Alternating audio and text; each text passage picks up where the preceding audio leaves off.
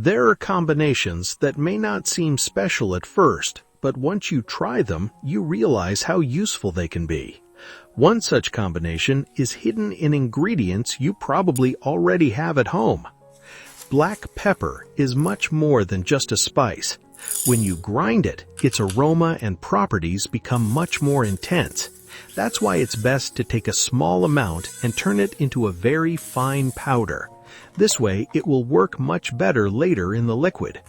Pour about 300 milliliters of hot water into a container.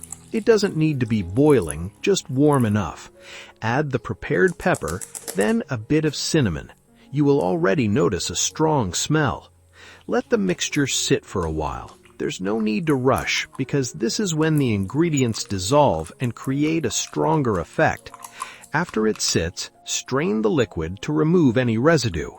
Now add about 200 milliliters of vinegar. At this point, the mixture is strong enough to use. Pour the liquid into a spray bottle and use it in places where you want to make a difference. Lightly spray along edges, pathways, or outdoor areas around your home. This combination helps repel ants, bed bugs, cockroaches, stink bugs, and even mice.